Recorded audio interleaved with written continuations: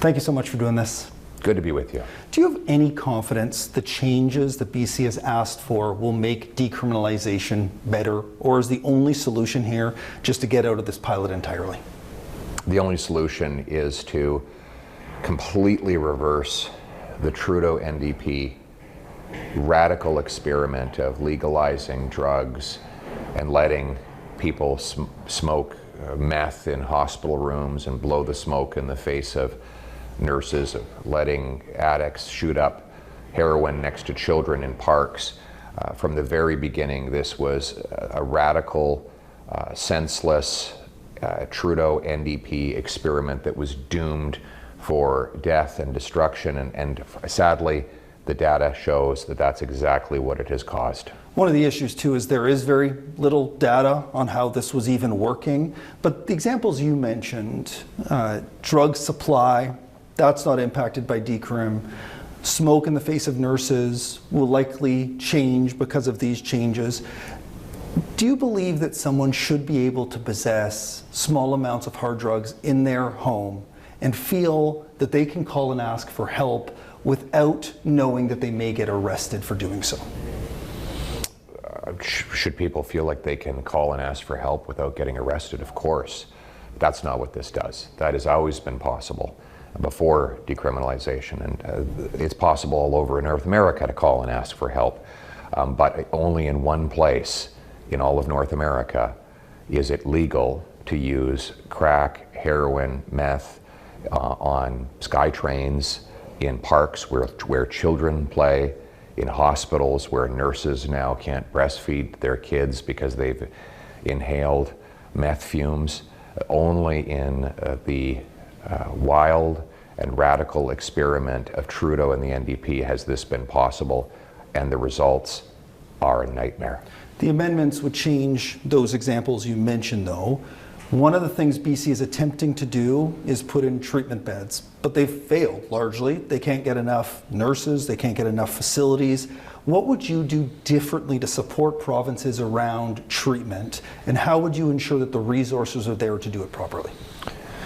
The problem is that Trudeau and the NDP are spending all the money on radical activists and greedy, corrupt pharmaceutical companies, all of whom have profited off of this nightmare. And I would cut all of that. I'd stop funding the radical activists, bureaucrats, and pharmaceutical companies who are making a fortune and perpetuating their own industry. And I would put that money into real treatment and recovery so that we can detox, counsel, give group therapy, physical exercise, and bring our loved ones home drug-free. Who are the radicals that you're describing? All of the people that they're being funded by the NDP and Liberals to give out hard heroin-grade opioids, and who have been advocating for this and profiting from this radical policy that no other place in all of North America is doing. So we need to cut off those radicals and fire the people, the NDP Liberal activists in the public health bureaucracy who have helped cause this mayhem and enabled Trudeau and Eby to bring in a policy that has killed 2,500 people in 1 year alone. So in that vein, a radical would be Dr. Bonnie Henry. She has advocated to have a safer supply of drugs, to make this available for drug users. I have to correct you. I'm sorry. Yeah. You seem to be repeating NDP Liberal talking points. Well, I don't think they mentioned Bonnie Henry here, do they? They do use the dishonest and inaccurate term and fully discredited term, safe supply, if I could, I appreciate this. To describe unsafe heroin-grade drugs that everyone now admits, what they used to deny, are ending up in the hands of kids. That is not, whatever Justin Trudeau and the NDP say, that is not safe. So you're correct on that. And we have seen a surge in diversion, and Global BC has done a huge series of stories on diversion. I will give you credit, because Global has done some very good journalism on this. So let's talk about regulated supply then. Let's use that term, because that's how the province wants to describe it. I know drugs aren't safe in most situations. So let's talk about regulated supply. Dr. Bonnie Henry has called for it. The chief coroner in BC, Lisa Lapointe, she just left her job, but she had called for it as well. What do you know that they don't know around the impacts around this regulated drug market? Do you know better than they do when it comes to this policy? I know what everybody knows. The result. The results are clear. The results are in. And it's been an absolute deadly disaster that has killed 2,500 people, for which Trudeau and the NDP and all of the activists and bureaucrats that work for them are to blame. We need to cut off the corrupt pharmaceutical companies, the Liberal NDP bureaucrats and activists, and put all of the resources into treatment and recovery to bring our loved ones home drug-free. Are you worried about finding the nurses, the space? Our healthcare system everywhere is already taxed. True. Like how challenging will that be to find that part of the healthcare system, the support it needs? Oh, it'll definitely be a challenge, and that's why we need to get rid of all of the money that we're wasting on NDP, Liberal activists, on corrupt pharmaceutical companies that are profiting off of this death and misery, and put all of those resources into treatment and recovery. We also need to sue the pharmaceutical companies rather than giving them more tax dollars, to hold them accountable and collect millions and hopefully billions of dollars in liabilities from them for having caused this in the first place. The Americans have collected $54 billion from Big Pharma because of the opioid crisis. In Canada, the NDP and Trudeau, they don't collect money from pharma. They're giving them more money to profit them by buying even more of the heroin-grade opioids and give them out in our streets. That is radical, and it is deadly. We've also seen an increase in crime linked to all of this. The stories are well told. The last time we had a conversation, you brought up the example of an individual who has been arrested again and again and again. Yeah. We just saw a case recently in British Columbia. We don't know if it's drug related, but somebody who stole a car, violent carjacking, got put behind bars, got released, the next day did the same thing again. The bail reforms that Ottawa's brought in are clearly not working here. Would you bring in the notwithstanding clause to use your powers if Prime Minister to change those bail conditions to stop this catch and release system that's currently in place? I don't have to, because the catch and release system was not brought in by the courts. It was brought in by Justin Trudeau and the NDP through Bill C-75.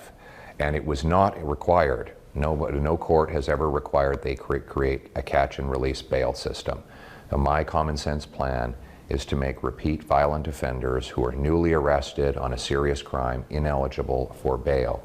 It will be jail, not bail, jail, not bail.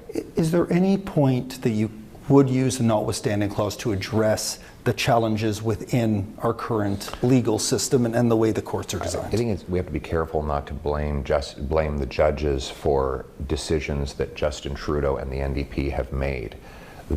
Trudeau willingly passed Bill C-75, catch and release bail. He willingly passed C-5, house arrest for career car thieves and sex offenders. He willingly passed Bill C-83, which allows Paul Bernardo to go into a medium security penitentiary where he enjoys hockey rinks and tennis courts. Those are decisions he made. Nobody forced him to make it. And the NDP was there to drive the getaway car every single time. You know full well decrim has been a massive issue in BC. It is influencing the way that voters are thinking as we head to an election in the fall. You're also aware that we have two parties very much opposed to it like you are, BC United and the Conservatives.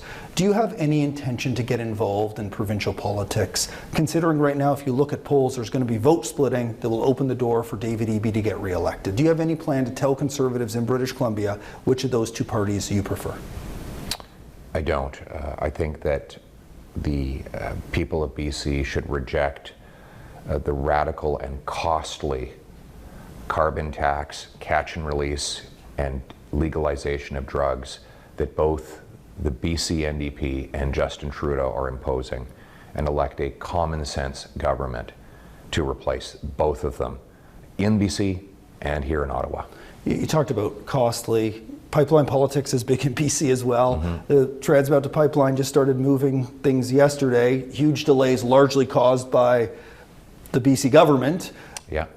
If you were Prime Minister, what would you do around energy projects? Would you go back to the table to some of those projects that the Prime Minister rejected when it comes to moving oil out of Alberta? Well, you can't. So you need companies to do that. So I can't force a company to come back and put aside billions of dollars when they've already been ripped off by the government. But what I will do is repeal Trudeau's unconstitutional anti-resource law, Bill C-69, so that we can stop sending dollars to dictators abroad and instead bring paychecks for our people at home.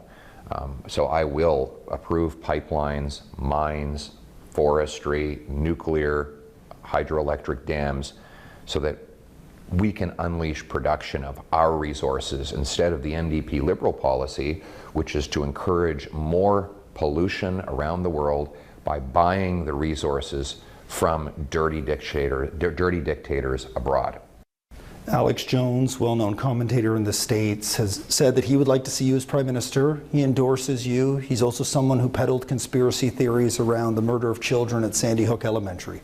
Do you accept his endorsement, the idea that he would like for you to be the Prime Minister? No.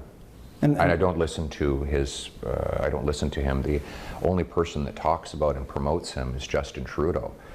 Justin Trudeau has really gotten into promoting a lot of conspiracy theories. And he is, I think, Canada's top conspiracy theorist.